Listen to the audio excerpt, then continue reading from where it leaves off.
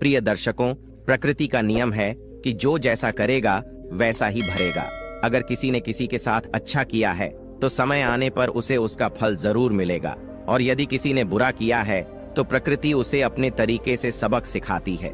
इंसान यह सोचता है कि वह सब कुछ करने में सक्षम है और कुछ भी कर सकता है, लेकिन प्रकृति के न्याय से कोई नहीं बच सकता। यह कहानी एक ऐसी माँ की है जिसने अपने जीवन का हर पल अपने बच्चों के लिए समर्पित कर दिया। जो लोग अपने माता पिता को तकलीफ देते हैं वे यह भूल जाते हैं कि प्रकृति सब कुछ देखती है और हर किसी को उनके कर्मों का परिणाम जरूर देती है। माता पिता का त्याग और प्रेम इस संसार की सबसे अनमोल धरोहर है। वे अपने सपनों और इच्छाओं का त्याग करके अपने बच्चों के भविष्य को संवारते हैं, लेकिन आज के समय में अक्सर यह देखा गया है कि बच्चे बड़े होकर अपने माता पिता के बलिदान को भूल जाते हैं। परिणाम स्वरूप बुजुर्ग माता पिता को कठिनाइयों और अपमान का सामना करना पड़ता है। प्रिय दर्शकों, यह कहानी जानकी देवी नामक वृद्धा की है। सूरज ढल रहा था और वृद्धा जानकी देवी अपने छोटे से कमरे में अकेली बैठी हुई थीं। उनके चेहरे पर भूख और असहायता की छाया स्पष्ट झलक रही थी। 2 दिनों से उन्हें खाना नसीब नहीं हुआ था। उनकी बहू निर्मला दरवाजे के पास खड़ी थी। जानकी देवी ने हाथ जोड़कर निवेदन किया, बहू, अब तो कुछ खाने को दे दो, चाहे बासी हो या ताजा, कुछ भी दे दो। भूख से अब और सहा नहीं जाता। उनकी आंखों में गहरा दर्द साफ झलक रहा था। निर्मला ने क्रोधित होकर आंखें तरेरी और चिल्लाई, चुपचाप यहाँ बैठी रहो बुढ़िया, ज्यादा बोली तो वह भी नहीं मिलेगा। जानकी देवी जमीन पर इस तरह बैठ गईं जैसे भूख ने उनकी सारी इच्छाओं को छीन लिया हो। कुछ समय बाद निर्मला रसोई से रात का बचा हुआ ठंडा चावल और नमक लेकर आई। उसने कटोरी को जमीन पर पटकते हुए कहा, ले बूढ़ी, खा ले। 70 साल की हो गई लेकिन भूख अभी भी कम नहीं हुई। लगता है स्वर्ग जाने से पहले मुझे कंगाल करके ही मानेगी। जानकी देवी ने उस खाने को इस तरह खाया जैसे किसी ने उन्हें किसी स्वादिष्ट भोजन का थाल परोस दिया हो। उनकी भूख इतनी गहरी थी कि उन्हें उस बचे हुए चावल और नमक में भी स्वाद महसूस हो रहा था। यह देखकर निर्मला का गुस्सा और बढ़ गया। उसने कटोरी उठाई और चावल को जमीन पर पटक दिया, लेकिन भूख से विवश जानकी देवी वहीं जमीन पर गिरे चावल खाने लगीं। तभी निर्मला की सहेलियां वहां आ गईं। वे सभी संपन्न परिवारों की बिगड़ी हुई महिलाएं थीं। जानकी देवी को जमीन पर गिरे चावल खाते हुए देखकर वे जोर जोर से हंसने लगीं। उनमें से एक ने कहा, अरे निर्मला, अब तो भिखारियों को भी खाना खिलाने लगी हो। ये नेक काम कब से शुरू कर दिया? निर्मला ने व्यंग्यपूर्ण लहजे में कहा, अरे नहीं, ये मेरी सास है। गांव की अनपढ़ और गंवार औरत है, तभी तो जानवरों की तरह खा रही है। उनकी सहेलियों की खिलखिलाहट जानकी देवी के आत्मसम्मान को भीतर तक चोट पहुंचा रही थी, लेकिन भूख ने उन्हें इतना मजबूर बना दिया था कि वे शांत मन से अपने चावल खाती रहीं। तभी उनमें से एक सहेली ने मेज पर रखा पिज्जा का एक टुकड़ा उठाया और उसे जानकी देवी के सामने फेंक दिया। जानकी देवी की आंखों में उस टुकड़े को देखकर चमक आ गई। जैसे ही उन्होंने उसे उठाने के लिए हाथ बढ़ाया, सहेलियों ने उसे खींच लिया। यह खेल कुछ देर तक चलता रहा। सहेलियां कभी वह टुकड़ा उनके पास ले जाती तो कभी खींच लेती। उनकी ठहाकों की गूंज ने जानकी देवी के टूटे हुए दिल को और अधिक पीड़ा दी। भूख ने जानकी देवी को इतना विवश बना दिया था कि वे चुपचाप सहन करती रहीं। उनके लिए वह बचा हुआ चावल और नमक भी किसी अमृत से कम नहीं था, लेकिन सहेलियों की हंसी और अपमान का यह मंजर उन्हें भीतर तक तोड़ रहा था। निर्मला की एक सहेली ने पिज्जा का टुकड़ा जमीन पर फेंकते हुए कहा, ले बुढ़िया, अब खा ले इसे। जानकी देवी ने उसे उठाने के लिए हाथ बढ़ाया, लेकिन उनके आंसुओं ने सब कुछ बयां कर दिया। उनकी आत्मा अब पूरी तरह टूट चुकी थी। यह दृश्य किसी भी दयालु व्यक्ति की आंखों में आंसू ला सकता था, लेकिन निर्मला और उसकी सहेलियों के दिल पत्थर के हो चुके थे। निर्मला और उसकी सहेलियां जानकी देवी का मजाक उड़ाते हुए हंस हंस कर ठहाके लगा रही थीं। निर्मला का व्यवहार ऐसा था जैसे वह इस अपमान से आनंद ले रही हो, लेकिन अचानक कमरे में सन्नाटा छा गया। निर्मला के गाल पर एक जोरदार थप्पड़ पड़ा। उसकी सहेलियों की हंसी रुक गई और सबकी निगाहें निर्मला पर टिक गईं। निर्मला चौंकते हुए चिल्लाई, कौन हो तुम और तुम्हारी इतनी हिम्मत कैसे हुई मुझे थप्पड़ मारने की? इससे पहले कि वह कुछ और कह पाती, उसकी एक सहेली के गाल पर भी एक थप्पड़ पड़ा और वह लड़खड़ाकर सीधे जानकी देवी के पैरों में गिर पड़ी। दर्शकों, सामने खड़ी युवती कोई और नहीं बल्कि जानकी देवी की बेटी निष्ठा थी। उसके चेहरे पर गुस्से की लकीरें स्पष्ट दिख रही थीं। निर्मला डरते हुए निष्ठा के पास गई और बोली, दीदी यह क्या व्यवहार है? आप घर के मेहमानों के साथ ऐसा कर रही हैं? क्या आपको शर्म नहीं आती? निर्मला की बात पूरी भी नहीं हुई थी कि निष्ठा ने उसे फिर से थप्पड़ जड़ दिया। गुस्से में कांपते हुए निष्ठा चिल्लाई, शर्म नहीं आती भाभी? एक बूढ़ी और लाचार माँ के साथ ऐसा व्यवहार करते हुए? अगर तुमने अभी इसी वक्त मेरी माँ से माफी नहीं मांगी तो मैं ऐसा सबक सिखाऊंगी कि किसी लाचार इंसान का मजाक बनाने से पहले 10 बार सोचोगी। निष्ठा के गुस्से को देखकर निर्मला की सहेलियां सहम गईं। उन्होंने तुरंत जानकी देवी से हाथ जोड़कर माफी मांगी और एक एक करके वहां से भाग खड़ी हुई। निष्ठा जानकी देवी के पास गई, घुटनों के बल बैठकर अपनी माँ के कांपते हाथों को थामते हुए बोली, माँ क्या यह वही घर है जहाँ आपने सबका इतना ख्याल रखा था? क्या आपकी ममता का यही बदला दिया जा रहा है? जानकी देवी ने कुछ नहीं कहा, उनकी आंखों से आंसू बहने लगे। निष्ठा ने निर्मला की ओर देखते हुए कहा, भाभी मान लिया कि मेरी माँ ने आपको जन्म नहीं दिया, लेकिन क्या आप भूल गईं कि उन्होंने आपको अपनी बेटी से भी अधिक प्यार दिया? जब आपकी शादी हुई थी मेरी माँ ने आपको इतना मान सम्मान दिया कि आपको धरती पर पैर तक नहीं रखने दिया। याद है भाभी, सुबह जल्दी उठने की आपकी आदत नहीं थी। माँ खुद अपनी तकलीफ भूलकर आपके उठने से पहले चाय बना देती थीं। उन्होंने आपको कभी माँ की कमी महसूस नहीं होने दी और बदले में आपने उन्हें यह सिला दिया। निष्ठा रोते हुए अपनी माँ के गले लग गई। उसने अपनी माँ के आंसुओं को अपने आंसुओं से पोंछने की कोशिश की, फिर कड़ी आवाज में बोली, अब और नहीं माँ, अब आपके साथ कोई अन्याय नहीं होगा। मैं वादा करती हूँ कि आपकी हर चोट का बदला लूंगी। जानकी देवी एक सीधी सादी और ममता से भरी हुई महिला थीं। उन्होंने अपना पूरा जीवन अपने बच्चों के पालन पोषण और उनके उज्जवल भविष्य के लिए समर्पित कर दिया था। उनके पति किशन लाल एक छोटी सी किराने की दुकान चलाते थे। इसी से उनका परिवार किसी तरह गुजर बसर करता था। समय के साथ बच्चे बड़े हुए और उनके खर्चे भी बढ़ने लगे। बच्चों की हर जरूरत पूरी करने के लिए किशन लाल ने दिन रात मेहनत की। दुकान के अलावा वह रात में मजदूरी भी करते थे। जानकी देवी ने घर के कामों के साथ साथ बच्चों की पढ़ाई और परवरिश में कोई कमी नहीं छोड़ी। उन्होंने अपना हर सपना बच्चों के भविष्य के लिए त्याग दिया।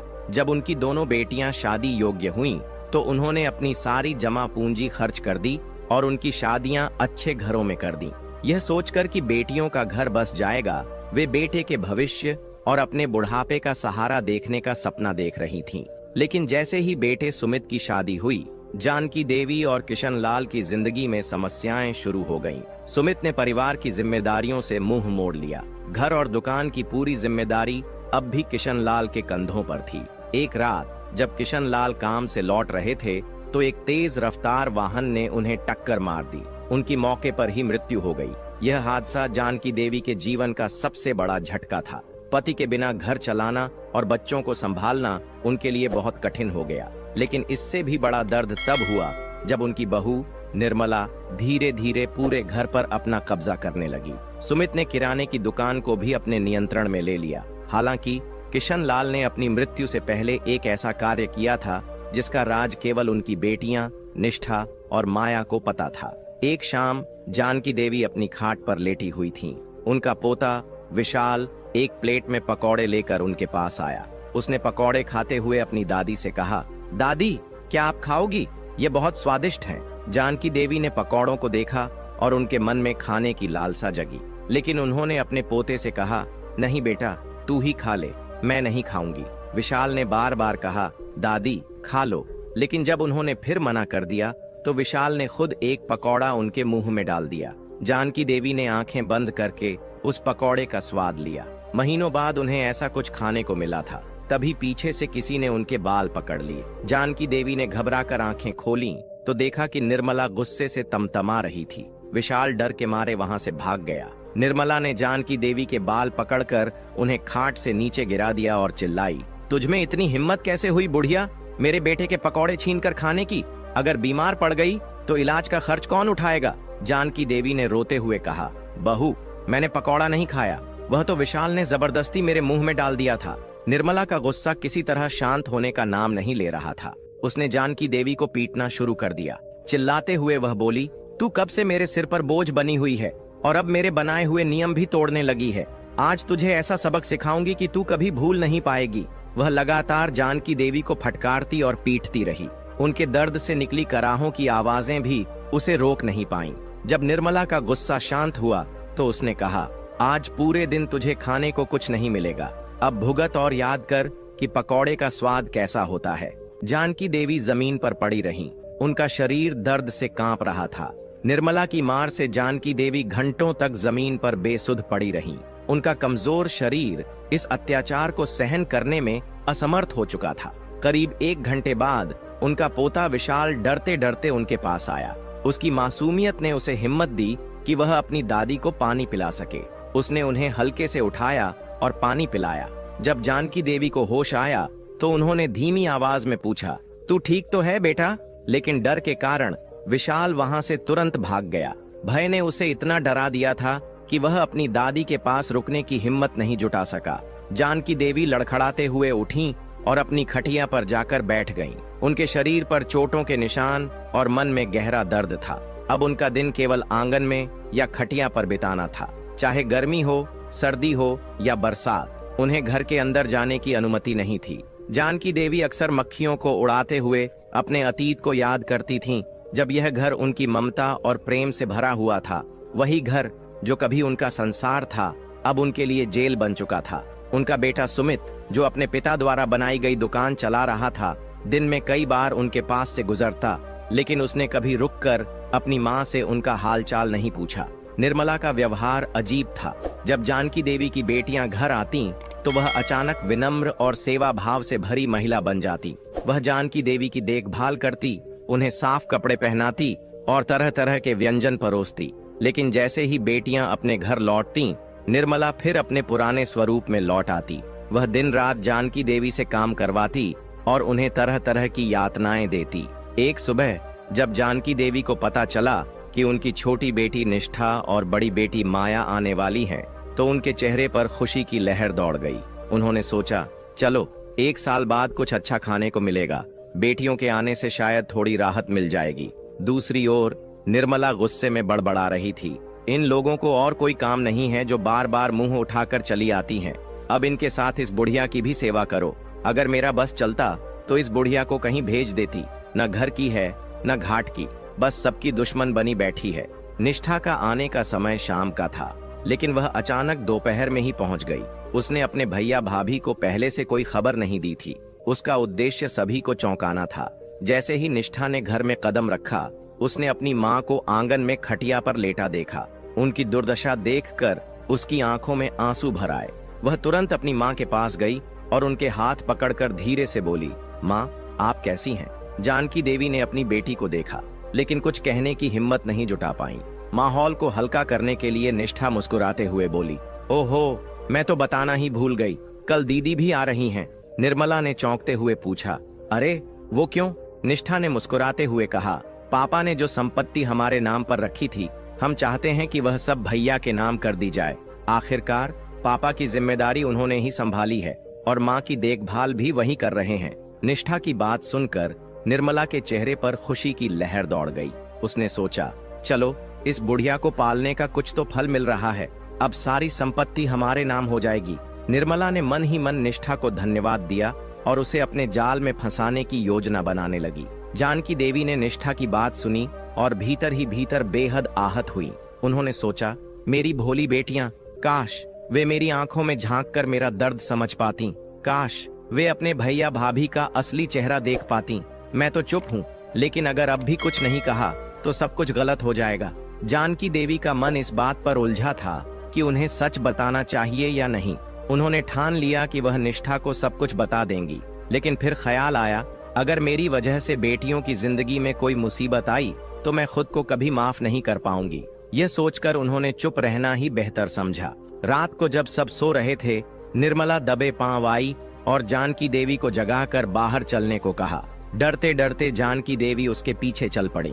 निर्मला उन्हें रसोई में ले गई और वहां पहुंचते ही उनकी कमर पर जोर से बेलन मारते हुए बोली, बहुत आराम फरमा रही हो बुढ़िया।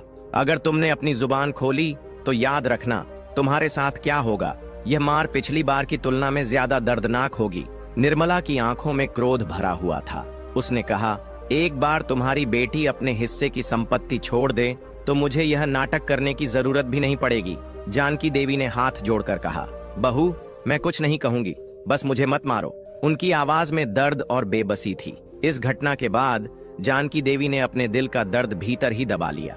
वे अपनी बेटियों से कुछ नहीं कह पाईं। अगले दिन उनकी छोटी बेटी माया भी घर आ गई। निर्मला के चेहरे पर एक अजीब सी प्रसन्नता थी। ये पहली बार था जब बहनों के आने पर वह इतनी खुश दिखाई दे रही थी, लेकिन जानकी देवी जानती थीं कि यह खुशी नकली है। उन्हें एहसास था कि माया के जाने के बाद निर्मला उनके साथ और भी क्रूरता से पेश आएगी। फिर भी वह कुछ कहने की हिम्मत नहीं जुटा पा रही थीं। खाना खाने के बाद माया ने कहा, भैया, हमने वकील से कागजात तैयार करवा लिए हैं, वह कल उन्हें लेकर आएंगे। ये सुनते ही जानकी देवी से रहा नहीं गया। कांपती हुई आवाज में उन्होंने कहा, बेटा, ये सब करने की क्या जरूरत है? तुम्हारे पापा ने जो भी किया सोच समझ कर ही किया होगा। उनकी बात सुनते ही सुमित और निर्मला ने गुस्से से उनकी ओर घूरा। उनकी आंखों से साफ झलक रहा था कि उन्हें यह बात बिल्कुल पसंद नहीं आई। तभी निष्ठा ने बीच में कहा, माँ, पापा ने हम तीनों को हमेशा बराबर का प्यार दिया। उन्होंने जो भी किया हमारे लिए ही किया, लेकिन अब जब हम अपने घरों में खुश हैं तो इन चीजों की हमें जरूरत नहीं। भैया और भाभी ही इन सब के असली हकदार हैं।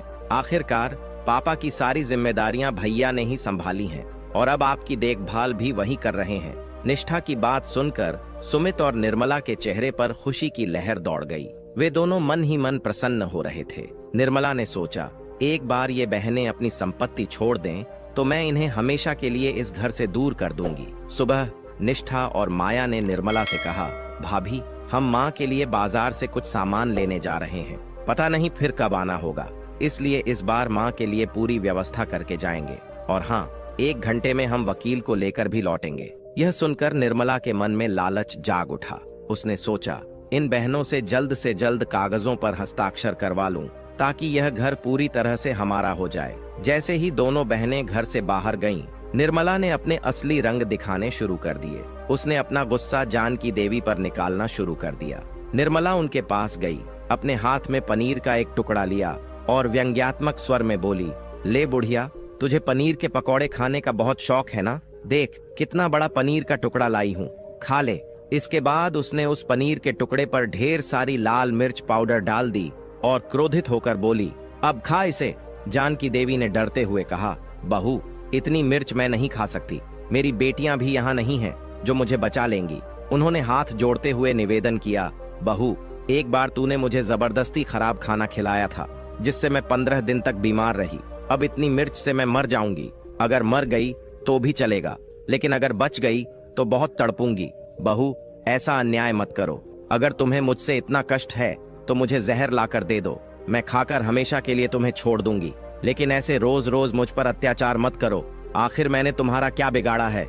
निर्मला ने क्रोधित होकर कहा, जहर देने की हिम्मत होती तो कब की दे देती, लेकिन मैं जेल नहीं जाना चाहती, इसलिए जितने दिन तू जिंदा है तेरा ऐसा हाल करूंगी कि तू खुद मरने की दुआ मांगेगी। इसके बाद उसने पनीर का टुकड़ा जबरदस्ती जानकी देवी के मुंह में ठूंसने की कोशिश की। तभी पीछे से निष्ठा और माया ने आकर निर्मला को जोर से धक्का दिया। पनीर का टुकड़ा दूर जा गिरा। माया ने निर्मला को जोर से तमाचा मारा और गुस्से में बोली, तुम्हारी हिम्मत कैसे हुई मेरी माँ के साथ ऐसा सुलूक करने की? निर्मला यह देखकर हैरान रह गई। उसने गुस्से में कहा, यह क्या कर रही हो माया? मैं तुम्हारी भाभी हूँ, मुझ पर हाथ उठाने की तुम्हारी हिम्मत कैसे हुई? माया ने सख्त लहजे में जवाब दिया, भाभी, जो तुमने मेरी माँ के साथ किया उसके सामने यह कुछ भी नहीं है। तुम्हारे जैसे लोगों के लिए कोई भी सजा कम है। तभी सुमित वहां आ गया। उसने देखा कि माया अपनी भाभी को डांट रही है।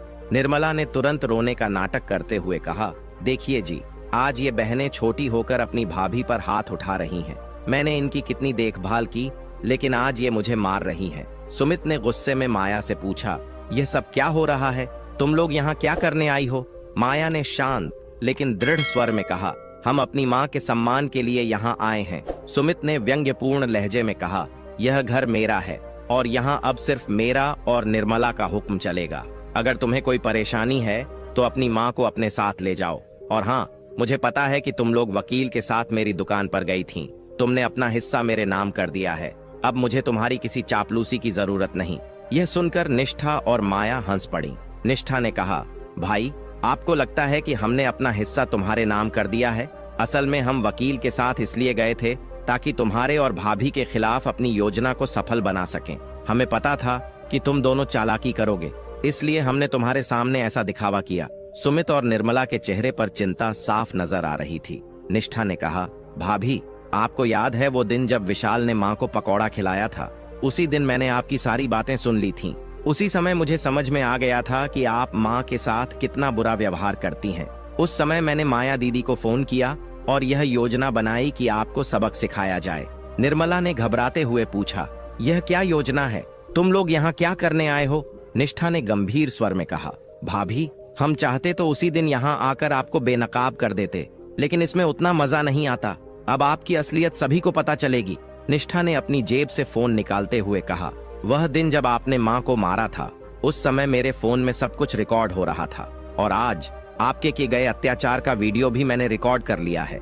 ये दोनों सबूत आपको और भैया को जेल भिजवाने के लिए काफी हैं। माया ने आगे कहा, जब मैं और दीदी बाजार गए थे, तब हमने घर के एक कोने में एक छोटा सा कैमरा लगा दिया था। हमें पता था कि जैसे ही हम जाएंगे, आप माँ के साथ दुर्व्यवहार करेंगी, और वही हुआ जैसा हमने सोचा था। अब सब कुछ रिकॉर्ड हो चुका है। अपनी बेटियों की बातें सुनकर जानकी देवी की आंखों में आंसू आ गए। कांपती हुई आवाज में उन्होंने पूछा, क्या सच में अब कोई मुझ पर हाथ नहीं उठाएगा?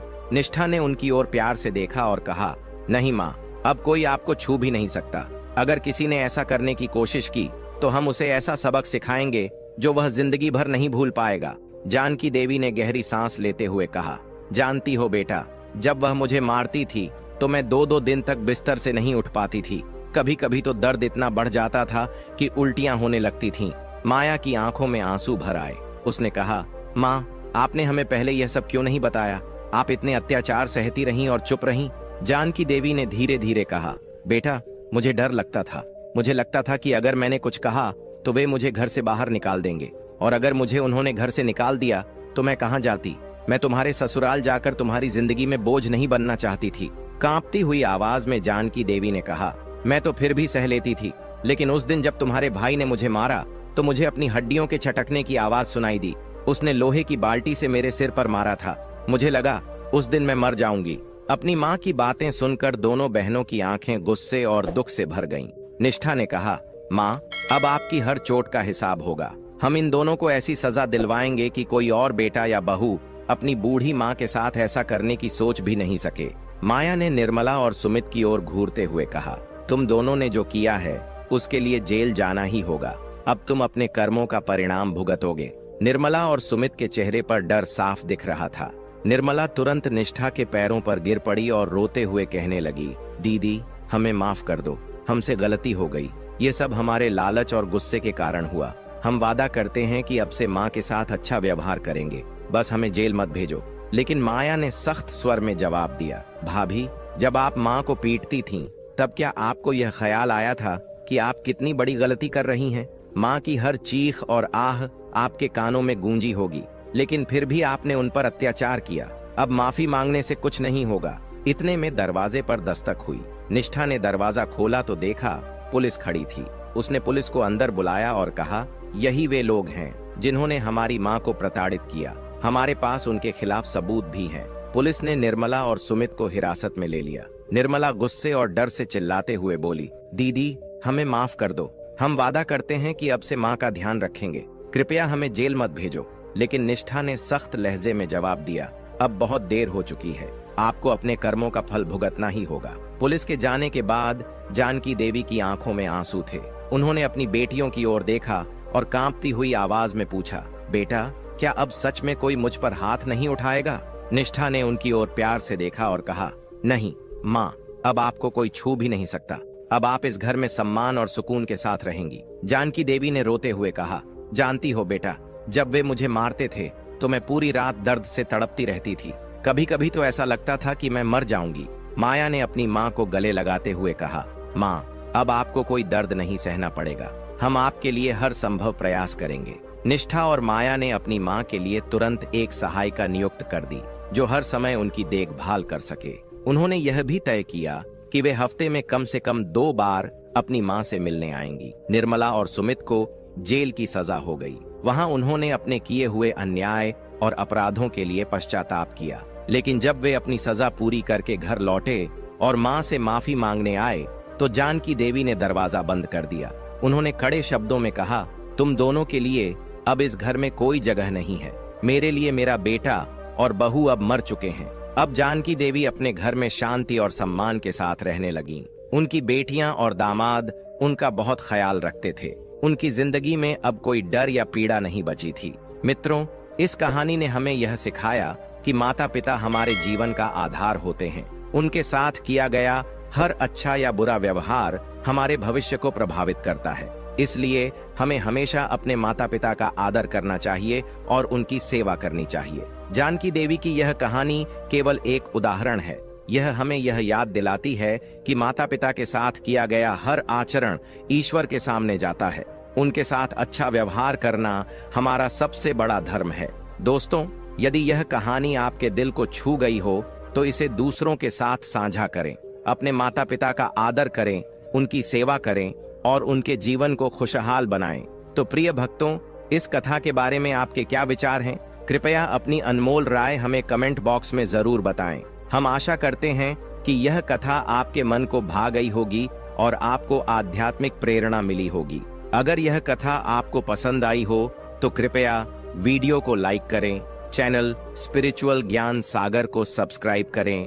प्रिय दर्शकों, आगे की कहानी में आपको जानने को मिलेगा एक ऐसा अनमोल संदेश जो आपके जीवन को नई दिशा देगा। प्रिय दर्शकों, ये 3 बातें जीवन भर गांठ में बांध कर रखना, किसी चीज की कमी नहीं रहेगी। सेठ की कहानी स्नान के 10 लाभ जान लें, इससे निर्धनता कभी पास नहीं आएगी। स्नान कब और किस प्रकार करना चाहिए? स्नान करने के 10 मुख्य लाभ क्या हैं? निर्धनता का एक कारण स्नान की कमी भी हो सकता है। मनुष्य को कब और कैसे स्नान करना चाहिए और स्नान करने से जीवन में कौन कौन सी समस्याएं दूर होती हैं? क्या स्नान न करने से ईश्वर अप्रसन्न हो जाते हैं? प्रिय दर्शकों, इन सभी प्रश्नों के उत्तर आपको इस वीडियो में मिलेंगे। तो चलिए इस वीडियो को पूरा देखें और ध्यान पूर्वक समझें। किसी नगर में एक अत्यंत संपन्न व्यापारी निवास करता था। उस व्यापारी की 3 बेटियां थीं। वह अपनी बेटियों से अत्यधिक प्रेम करता था। उसने उन्हें हर प्रकार की सुख सुविधा दी थी। उनके जीवन में किसी भी चीज की कमी नहीं थी। बेटियों की कोई भी इच्छा होते ही व्यापारी उसे पूरी कर देता था। अत्यधिक लाड़ प्यार के कारण उनकी बेटियों में उद्दंडता का स्वभाव आ गया। यह भी कहा गया है कि माता पिता का अत्यधिक लाड़ प्यार अक्सर संतान को बिगाड़ देता है। आवश्यकता से अधिक दुलार में पली बड़ी संतान में नैतिकता की कमी होती है और संस्कारों के अभाव में वे सदाचार के मार्ग से भटक जाते हैं। व्यापारी की 3 बेटियां देखने में अत्यंत सुंदर थीं, लेकिन स्वभाव और कर्म से वे बिल्कुल विपरीत थीं। अत्यधिक लाड़ प्यार के चलते वे अपनी मनमानी करती थीं। उन्हें यह विश्वास था कि उनका पिता उन्हें कभी डांटेगा नहीं। जब वे बड़ी हुईं तो पिता ने उन्हें नैतिकता और संस्कारों का पाठ पढ़ाने की कोशिश की, लेकिन बेटियों ने इसे गंभीरता से नहीं लिया। यह कहा जाता है कि सिखाने और समझाने की एक निश्चित आयु होती है। यदि उस समय में उन्हें शिक्षा और अनुशासन न मिले तो बड़े होने पर वे उन बातों को कभी स्वीकार नहीं करते। जैसा उन्होंने बचपन में सीखा होता है वही उनके स्वभाव का हिस्सा बन जाता है। ऐसे माता पिता को बच्चों का शत्रु कहा गया है, जो अपनी संतानों को उत्तम संस्कार और शिक्षा प्रदान नहीं करते। ऐसे माता पिता से संतान को केवल दुख ही प्राप्त होता है। चाणक्य ने भी कहा है कि जिन मनुष्यों में ज्ञान, पुण्य कर्म, धर्म और उत्कृष्टता नहीं होती, वे धरती पर मानव रूप में केवल बोझ होते हैं। इसी प्रकार व्यापारी की बेटियां भी अपने अमीर घरों में जाकर अपने अशिष्ट व्यवहार के कारण अपने ससुराल वालों को परेशान करने लगीं। उनके अनुचित आचरण और नियमहीन जीवन शैली के कारण उनके ससुराल वाले उनसे दुखी हो गए। उन 3 बहुओं ने अपनी सासों की बातों को कभी गंभीरता से नहीं लिया। सास जब भी उन्हें सुबह जल्दी उठने को कहती, वे गुस्से में उन पर चिल्ला पड़ती। न तो उनमें सास, ससुर और पति के प्रति सम्मान का भाव था और न ही उनके व्यवहार में कोई शालीनता। उनके असभ्य आचरण के कारण घर में अक्सर कलह होने लगा। धीरे धीरे उनके इन अवगुणों का असर परिवार की आर्थिक स्थिति पर पड़ने लगा। व्यापार में लगातार घाटा होने लगा और जिस काम में पैसा लगाया जाता वह असफल हो जाता। जब उनके पास धन समाप्त हो गया तो उन्होंने उधार लेकर निवेश किया, लेकिन फिर भी केवल हानि ही हुई। धीरे धीरे वे पूरी तरह कर्ज में डूब गए और सड़क पर आ गए। उनके सारे व्यापारिक उपक्रम बंद हो गए। घर में झगड़े और तनाव बढ़ने लगे। पतियों पर इतना कर्ज चढ़ गया कि घर और जमीन बेचकर उसे चुकाना पड़ा। अंततः उनके पास कुछ भी नहीं बचा और वे एक झोपड़ी बनाकर रहने लगे। हालांकि वे तीनों बहनें गरीबी का जीवन स्वीकार करने को तैयार नहीं थीं। हमेशा ऐश्वर्य और सुख सुविधाओं में रहीं वे बहनें झोपड़ी में रहकर अपमानित महसूस करती थीं। एक दिन उन्होंने अपने ससुराल वालों से लड़ाई झगड़ा किया और अपने पिता के घर लौट आईं। वहां आकर वे फिर से आरामदायक और विलासितापूर्ण जीवन जीने लगीं। उनके पिता ने उन्हें पहले कभी अनुशासन नहीं सिखाया था और अब भी वे उन्हें कुछ नहीं समझा पाए। उनकी इस मनमानी के कारण सेठ के घर से भी लक्ष्मी का वास धीरे धीरे समाप्त होने लगा। व्यापार में घाटा होने लगा और आर्थिक स्थिति दिन प्रतिदिन खराब होती चली गई। सेठ अत्यंत दुखी रहने लगे, लेकिन उनकी बेटियों को इसकी कोई परवाह नहीं थी। सेठ ने भी कर्ज लिया, लेकिन बेटियों के खर्चों में कोई कमी नहीं आई। इस दौरान माता लक्ष्मी ने भगवान से कहा, हे प्रभु, इन कन्याओं के अनुचित आचरण के कारण मैंने 4 घरों से विदा ली है, लेकिन इनका स्वभाव अभी भी नहीं बदला। ये जिस घर में जाती हैं, वहां दरिद्रता फैल जाती है। सेठ को इस बात का आभास भी नहीं है कि इनकी हरकतों के कारण यह गरीबी आई है। कृपया उन्हें सच्चाई का बोध कराएं। भगवान साधु का रूप धारण कर सेठ के घर पहुंचे। दरवाजे पर खड़े होकर साधु ने भिक्षा मांगी। तीनों बेटियों ने साधु को देखा, लेकिन उन्हें भिक्षा देने की बजाय वे चारपाई पर बैठी बैठी बातें करती रहीं। थोड़ी देर बाद सेठ आया और साधु को देखकर उनका आदर पूर्वक स्वागत किया। सेठ ने साधु को अपनी कठिनाइयों के बारे में बताया। सेठ ने कहा, हे साधु महाराज, कुछ समय पहले मेरी आर्थिक स्थिति बहुत अच्छी थी। लाखों का व्यापार होता था, लेकिन अब सब बर्बाद हो गया है। मेरी बेटियों के ससुराल वाले भी गरीब हो गए हैं। उनकी सारी संपत्ति बिक चुकी है। मुझे समझ नहीं आ रहा कि यह सब अचानक कैसे हो गया। भगवान साधु के रूप में मुस्कुराए और बोले, सेठ, तुम्हारी और तुम्हारी बेटियों के ससुराल में दरिद्रता का कारण तुम्हारी यही तीनों बेटियां हैं। इनकी अनुशासनहीनता और आलस्य ने देवताओं को अप्रसन्न कर दिया है। ये सुबह सूरज निकलने के बाद उठती हैं, भोजन के बाद स्नान करती हैं और कभी पूजा अर्चना नहीं करती।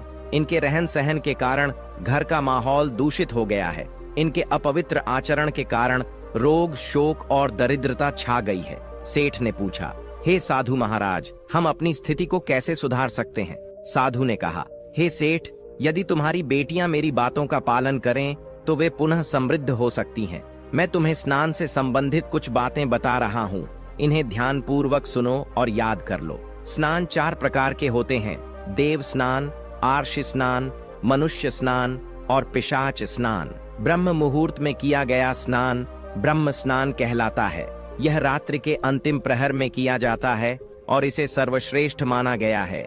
यह बुद्धि को तेजस्वी और सात्विक बनाता है। इस समय स्नान करने से मन शुद्ध होता है और पूजा पाठ व बड़ों की सेवा सत्कार की ओर प्रेरित होता है। देवताओं की कृपा से सुख, शांति और धन वैभव बना रहता है। व्यक्ति पूरे दिन ऊर्जा से भरपूर और स्वस्थ रहता है और रोग उसके पास भी नहीं आते। सुबह किया जाने वाला स्नान देव स्नान कहलाता है।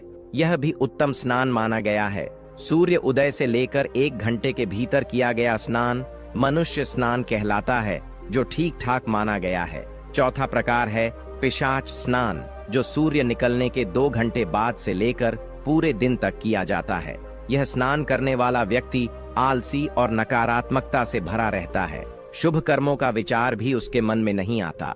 उसका मन अपवित्र विचारों और अनुचित इच्छाओं की ओर भागता है। तामसिक प्रवृत्ति का व्यक्ति बनकर वह साधु सेवा और परोपकार से दूर हो जाता है। दुर्भाग्य उसका पीछा नहीं छोड़ता। अपवित्रता के कारण दिव्य शक्तियां उससे विमुख हो जाती हैं, जिससे वह रोग, दुख और दरिद्रता से घिर जाता है। रात्रि और संध्या के समय जब तक अत्यंत आवश्यक न हो, स्नान से बचना चाहिए। मनुष्य को इन 3 प्रकार के स्नान ही करने चाहिए, क्योंकि यही गुण, कर्म और विचारों को शुद्ध करते हैं। स्नान करते समय देवताओं और ईश्वर का आवाहन करना चाहिए, जिससे भीतर सद्गुण उत्पन्न हो। भोजन के तुरंत बाद स्नान नहीं करना चाहिए, क्योंकि इससे स्वास्थ्य हानि होती है और धन की देवी लक्ष्मी रुष्ट हो जाती है। मनुष्य यदि अपना स्नान करने का तरीका सुधार ले तो बाकी चीजें स्वतः ठीक हो जाती हैं। अनुशासन और शास्त्र के अनुसार उठने और स्नान करने से मनुष्य की बुद्धि प्रखर होती है। अन्यथा मलिन बुद्धि से जीवन में विनाश के मार्ग खुल जाते हैं। प्रिय दर्शकों, नित्य स्नान करने से यह 10 लाभ मिलते हैं। 1. बल की प्राप्ति। 2. रूप सौंदर्य में वृद्धि। 3. ध्वनि में स्पष्टता। 4. शब्दों का सही उच्चारण। 5वां स्पर्श का उचित ज्ञान। 6ठा गंध और दुर्गंध से मुक्ति। 7वां पवित्रता। 8वां त्वचा की चमक। 9वां शरीर की कोमलता। 10वां उत्तम स्वास्थ्य और आकर्षण। यदि स्नान उचित समय पर किया जाए तो इसके अतिरिक्त और भी अनेक लाभ होते हैं। इस प्रकार साधु ने सेठ को समझाया। सेठ की तीनों बेटियों ने उसी दिन से अपनी दिनचर्या बदल ली। धीरे धीरे उन्होंने अपनी खोई हुई संपत्ति और वैभव पुनः प्राप्त कर लिया।